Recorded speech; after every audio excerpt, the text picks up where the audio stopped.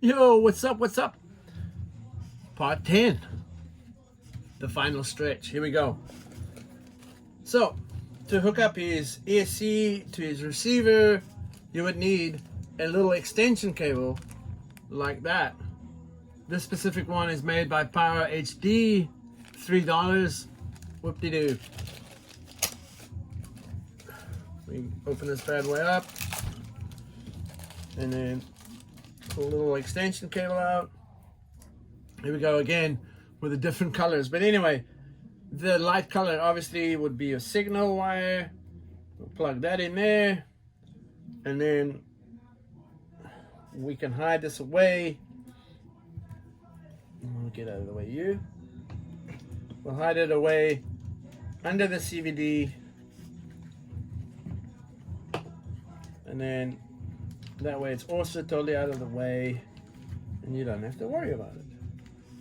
Now, I do suggest you obviously double-sided tape it down, that way it's out of the way. And then I usually feed it through here. If you don't have a fan, that's obviously where the fan would go. But I feed it through here, all the way through. Boop. And this little connector goes all the way through. And I usually hide the wire so when you pull it tight, it pulls it behind the motor plate and out of the way. And then we can plug her in to the throttle. Yellow obviously to the inside. It's going to be a nice snug fit again, but there she goes. Boom.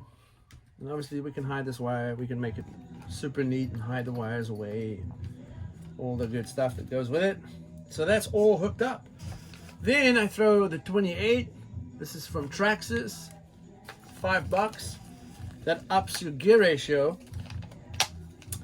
to a pretty good in-between gear where you still have enough RPMs to, you know, go total ham, but you have enough torque to go through the corners. And of course, you would have to, definitely 100% have to, put thread lock on the set screw. This is a HPD's stuff, really cool thread lock. So it's not a ridiculously hard thread locker where you almost have to break your set screw or strip your set screw to get it off, but it's good enough to keep the set screw in place. Very important, man. Very important. You want it to stay on at high RPMs. Obviously, high RPMs, you know, it starts loosening up stuff. And before you know it, your, oh, come on, Afro, geez. Your little pinion gear there goes running onto the track and your car is standing there revving and nothing's happening. I have to say I have seen that happen quite a bit. Quite a bit. It is something that happens for sure. Oh, come on, dude. There you go. So we'll throw the set screw in there, line it up while you're at it. I'm not doing the meshing. I'm just putting the pinion gear so that when you do line everything up, that it eats. Like usually the spur is skinnier than the set screw. The spur is usually thinner than the pinion gear. There you go, nice and tight. So now, if I look straight through here, they're pretty much even with one another. Obviously the pinion's going to be a lot wider than the spur, but that's what you want. Now we take 2 mil, and it's time to set the lash. Now this is a very difficult thing to film, so I'm just going to do it, and then hopefully I can put it close to the camera so that you guys can kind of see what I do.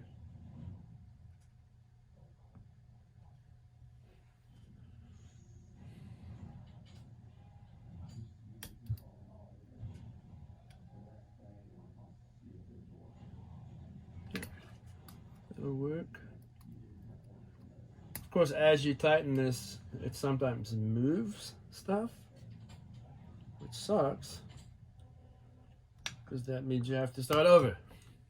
Luckily, this time I was in luck.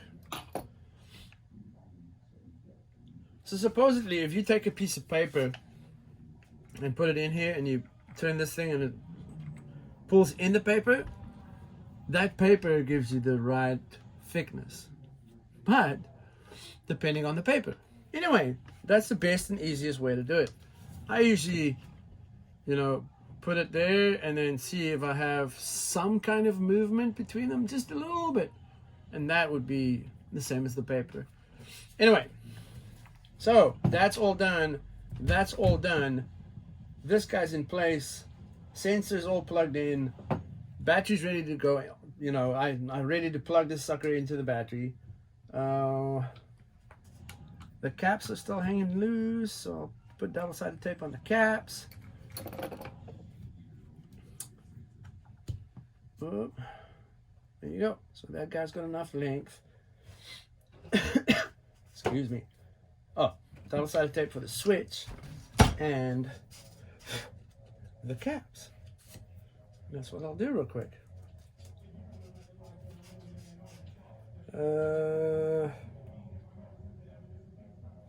Yeah, chop that real quick. Doesn't have to be perfect by any means. Yeah, I'll chop that off. I can move that guy there just because I can. I'll peel this red stuff off. Come on. Of course, that's going to be a punk. Sometimes when you peel the red off, it brings the whole tape with. So you kind of need to hold it down with a blade and then peel it off and throw it on the floor. And then, yeah, stick that dude on there. There you go. And then a little section for the caps. So nothing stops you from, hot gluing this stuff down or whatever. All right, so if you look, you see wires for the motor, the sensor wire tucked all the way in there. If you can see it, it goes plugged in. The two power wires, white and black, are run in between here, but still allows you to have full shock movement. Doesn't mess with it at all. Two bullets for the battery, receiver, the extension wire, there goes the communication from the ESC through the back here, through here, and then around, and then plugged in. Servo, gyro connected that dude into here.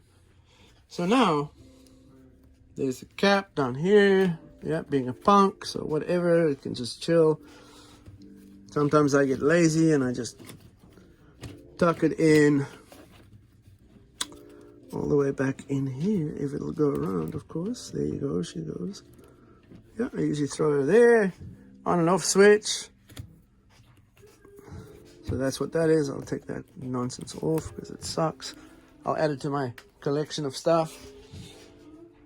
Obviously, rear camber will have to be adjusted, but before we do all of that, we will throw batteries in here and switch it all on, and hopefully we can calibrate this sucker. Which I have to admit, the calibration part of this, I'm too stupid to do that kind of thing. I don't know why. I just am dumb when it comes to stuff like that. But the tuning side or everything else, no problem. But yeah, you heard me the first time. So I'm sure there's no batteries in here. Yep, no batteries. So if you guys can hang 5, I'm gonna go grab some batteries for this radio and start the sucker up. So this is obviously the Wi-Fi module I use for the Yokomos. Really simple. And then I have this iPad Pro here, which I'll place here. Hopefully it stays up Oh, it sure does. Kind of. Yeah. Now, there's a little rubber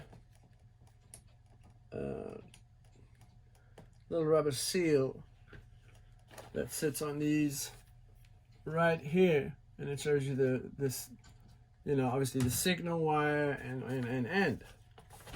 So we'll plug that in. White goes to the signal.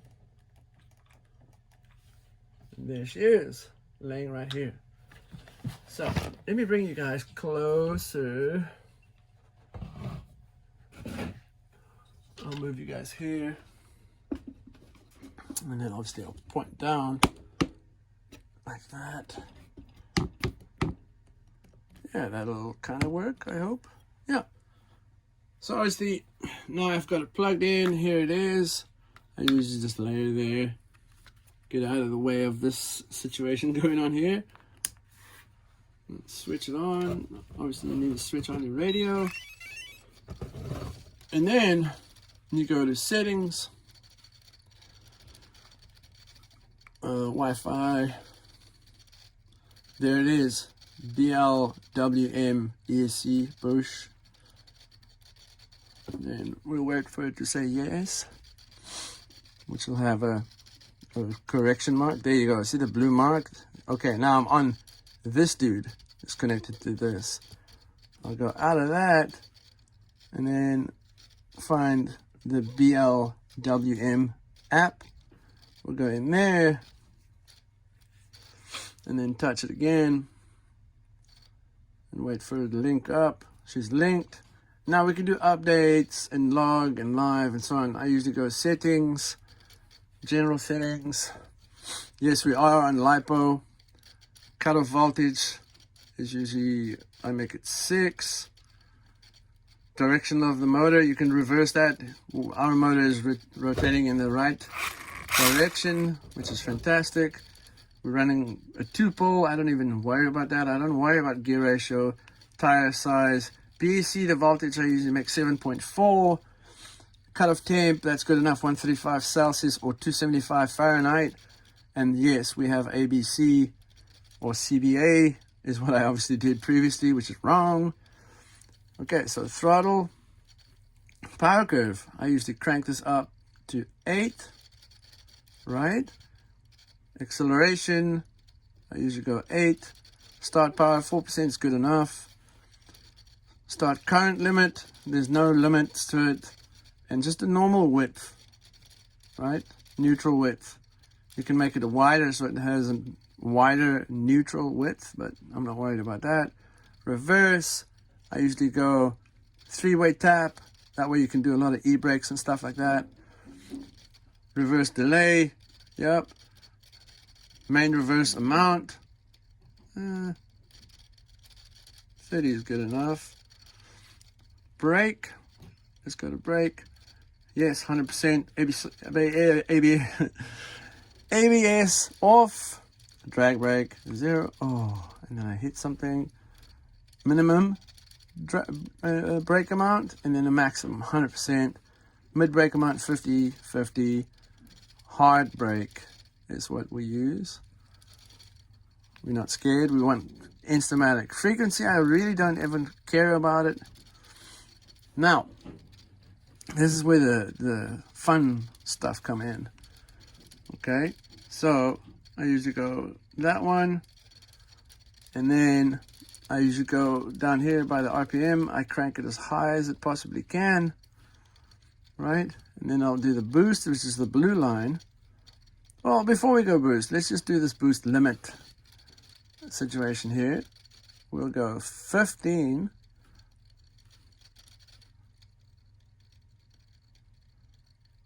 20.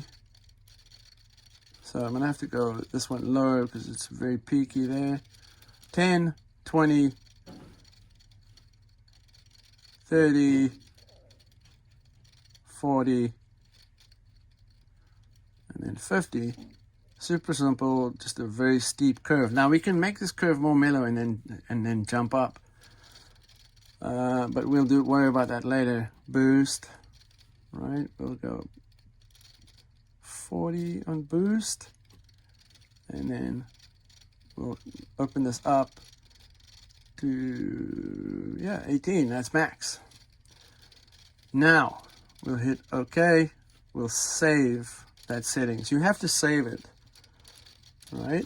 Oh, and then stuff drops on the floor. Of course, because that's typical how this works. Okay. Now, let's see here.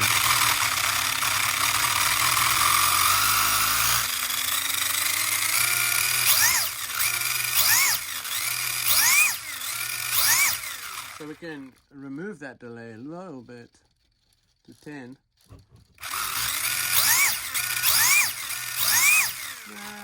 15, I think, is what's up.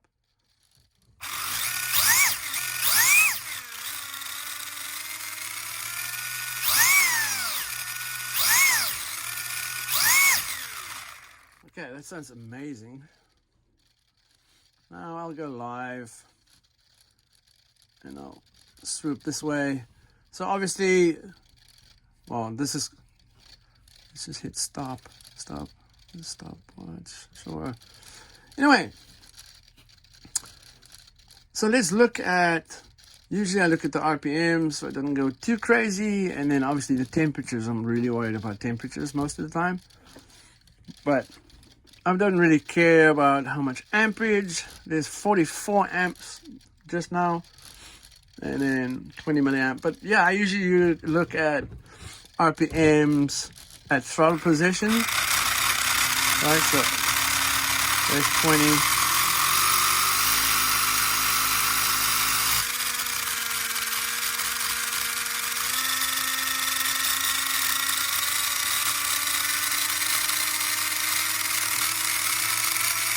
Okay, around here I'm close to boost.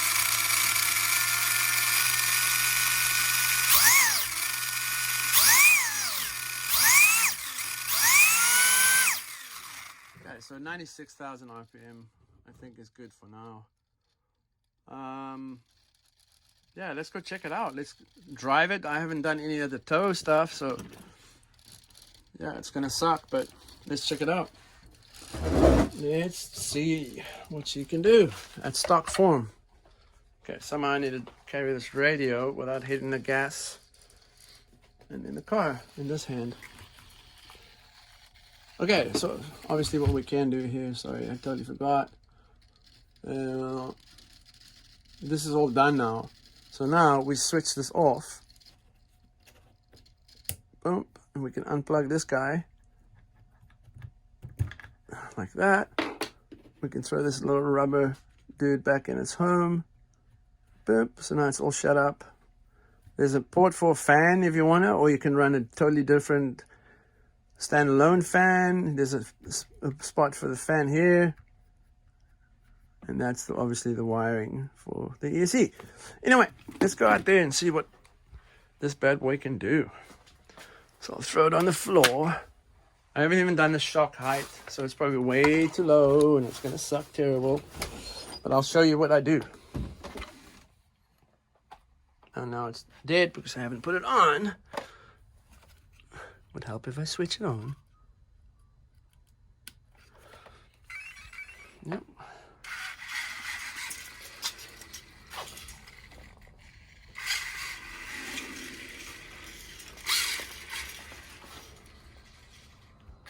Santa's here.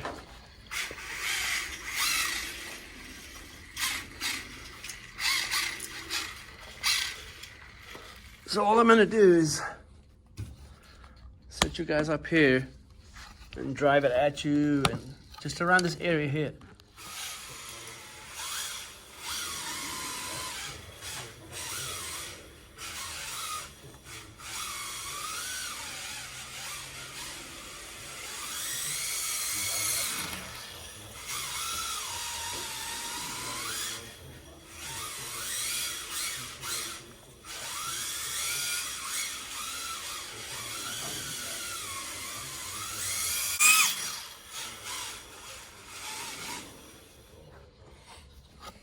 All right, well, she's ready to rumble.